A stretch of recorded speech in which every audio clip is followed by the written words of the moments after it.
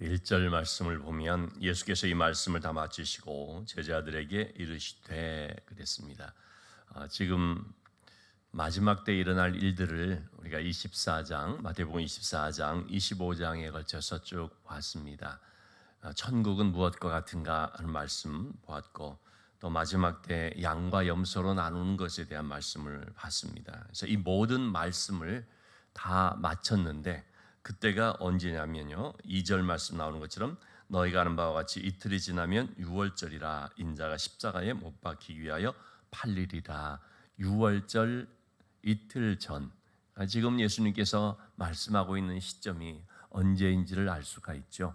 예수님은 지금 십자가를 바로 앞에 두고 세상의 끝에 대한 말씀, 또 천국에 대한 말씀을 하고 있고, 특별히 그렇기 때문에 너희가 어떻게 하라 했습니까? 깨어 있어라 말씀을 하셨죠. 충성된 종으로 살아라 말씀을 했습니다. 자, 지금 유월절을 바로 앞에 둔 이 상태, 예수님께서 우리가 흔히 말하는 최후의 만찬 석상이라고 하는 그 예수님의 마지막 십자가를 앞에 둔 주간, 이제 그때에 정말 숨막히는 아주 숨가쁜 어떤 그런 상황 아니겠습니까? 그럴 때 예수님께서는 제자들에게 좀 귀한 말씀을 가르치고 있다는 것입니다.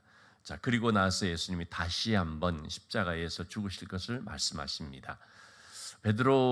마태복음에는 예수님께서 십자가에 죽으실 것에 대한 말씀을 이제 세 차례 했었죠. 우리 앞에서 쭉 살펴본 것처럼 세 차례 말씀을 하시는데 지금 이제 네 번째 말씀을 했다고 하겠습니다. 그리고 3절에 보면 그때의 대제사장들과 백성의 장로들이 모여서 4절 말씀, 예수님을 흉계로 잡아 죽이려고 의논하되, 이제 예수님을 잡아 죽이려는 구체적인 그런 음모를 꾸미고 있습니다. 이렇게 예수님을 잡아 죽인다라고 하는 바로 이런 시점에서 무슨 일이 있었던가, 예수님께서 십자가에 달리시기 얼마 전이라고 할 수 있는 바로 이 직전의 상황 속에서 무슨 일이 있었던가. 예수님께서 베다니에 있는 나병 환자였다가 고침을 받았던 시몬이라는 사람의 집에서 식사하고 있을 때에 한 여자가 와서 예수님의 머리에 향유 옥합을 붓는 이런 일이 있게 됐습니다. 여러분, 예수님께 나와서 향유 옥합을 붓는 여인의 그 모습은 어떠합니까? 그 마음이 이렇게 표현됐다고 할 수 있죠.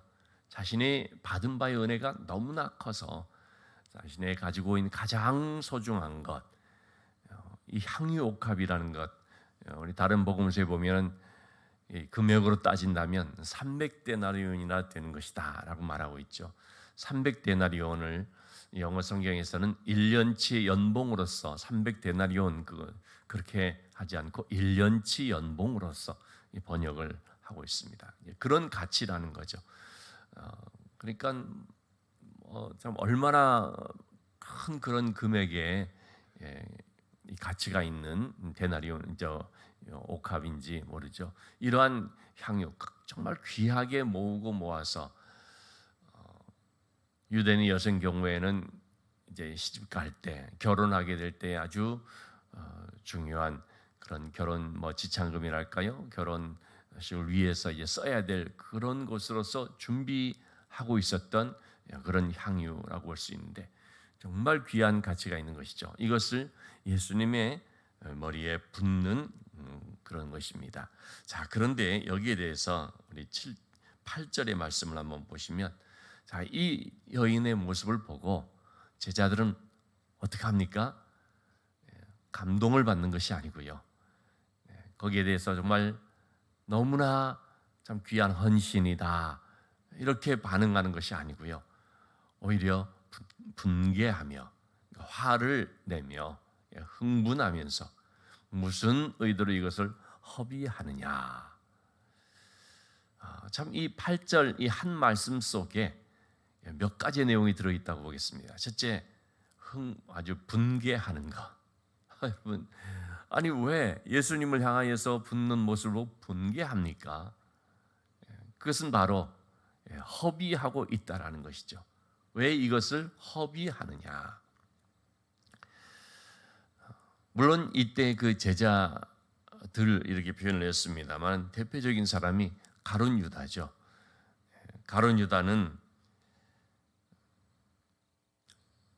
예수님의 제자들과 함께 있으면서 돈꾀를 맡은 사람이라. 그래서 거기서 얼마를 훔쳐가더라라고 성경은 기록하고 있지 않습니까?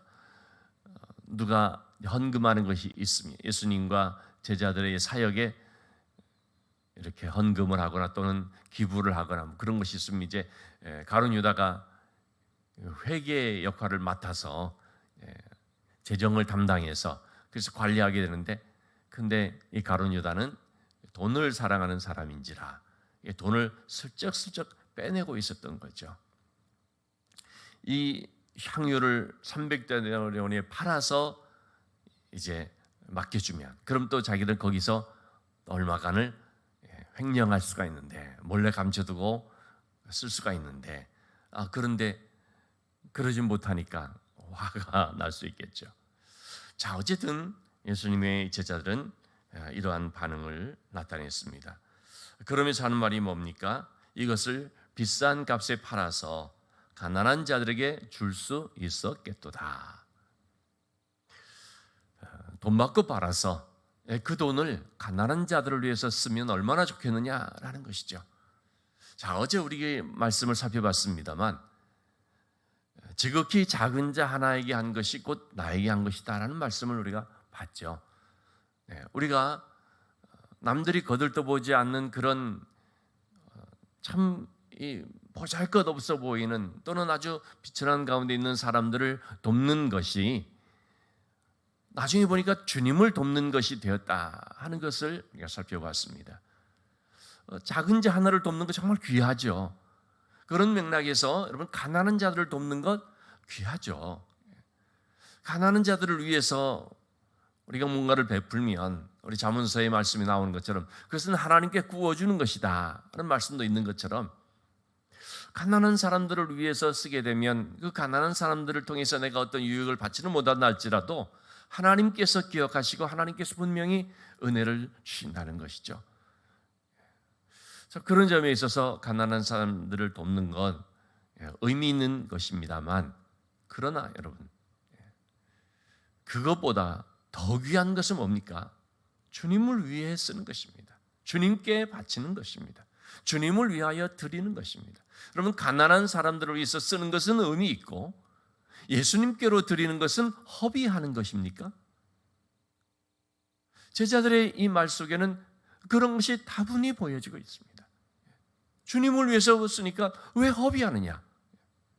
이걸 가난한 자들에게 쓰는 게 좋을 뻔하였다.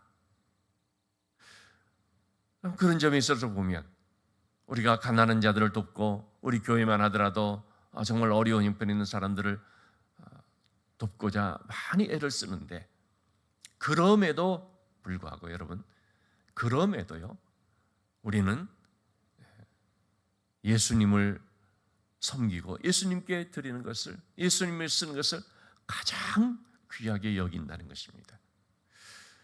여러분 이렇게 생각을 해보면 좀 어떻겠습니까? 구제를 위해서 많은 그런 물질들 쓰는 것 필요하죠.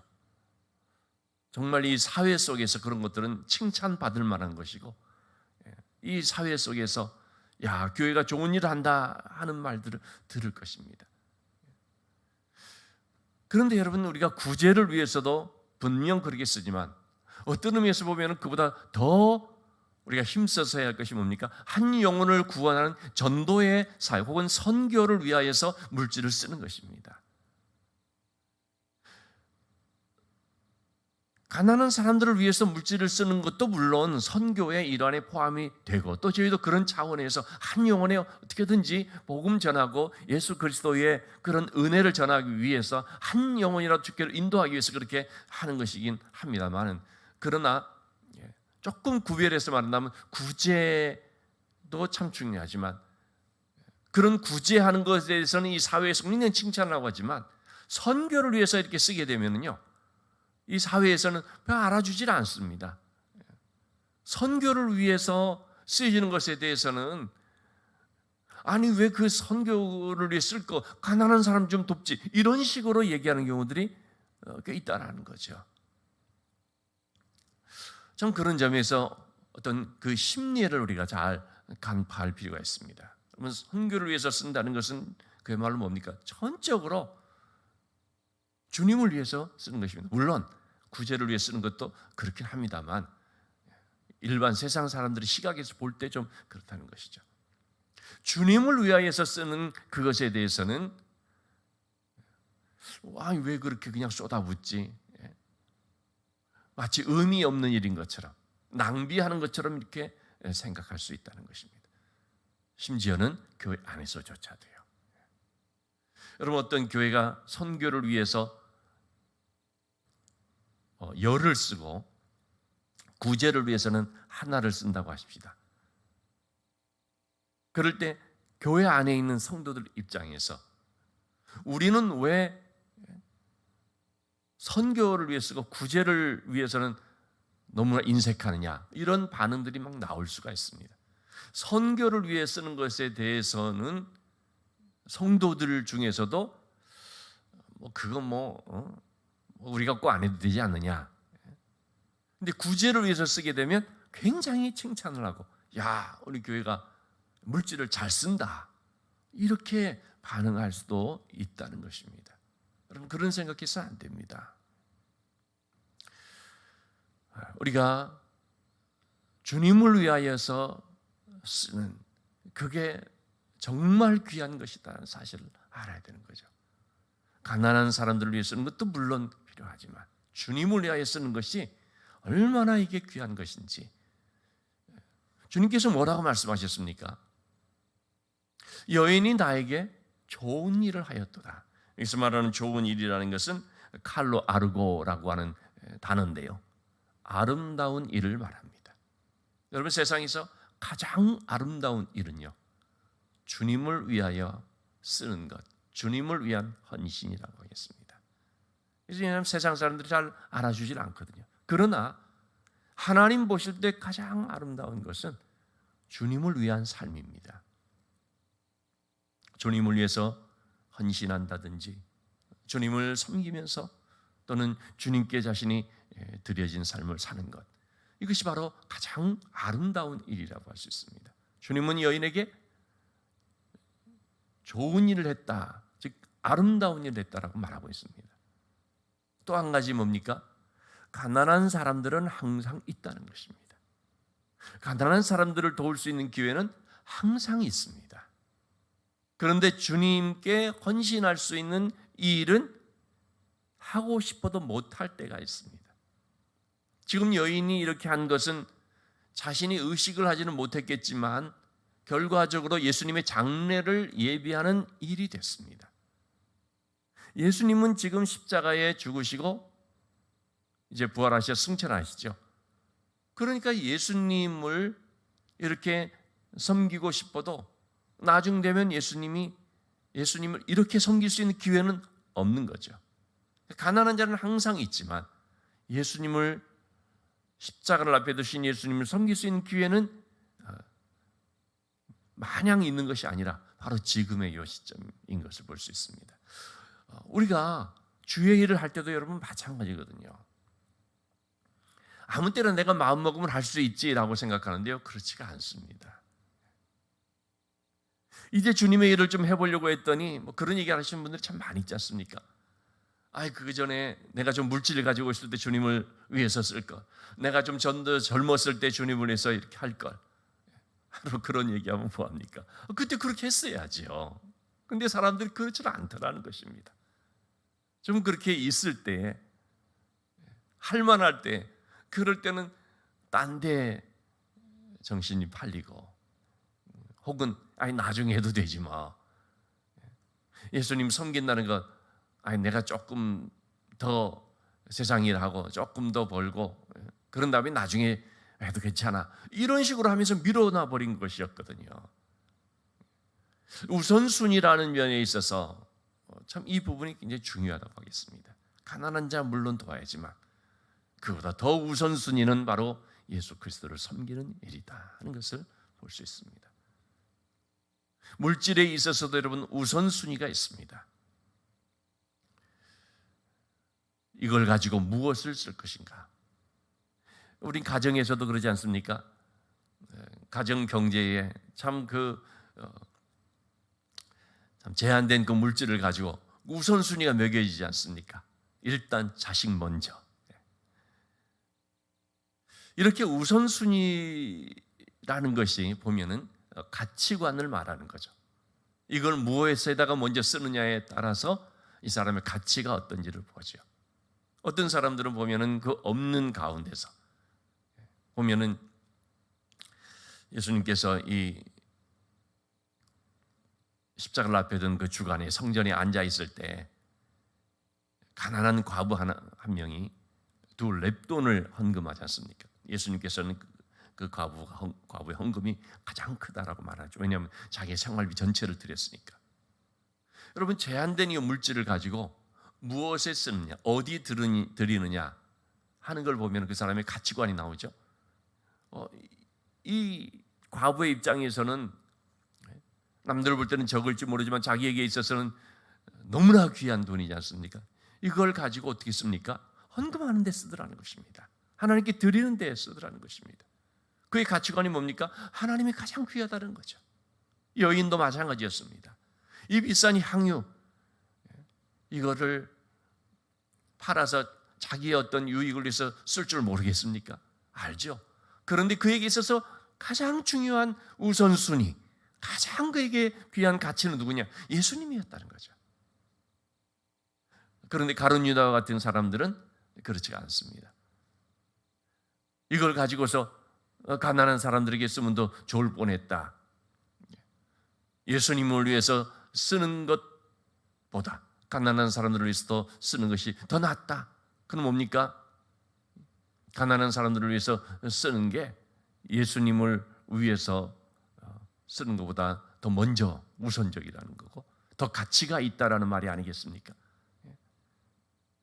예수님을 위해서 쓰는 그것보다는 다른 걸 위해서 쓰는 게 더 가치 있다, 더 의미 있다. 이것은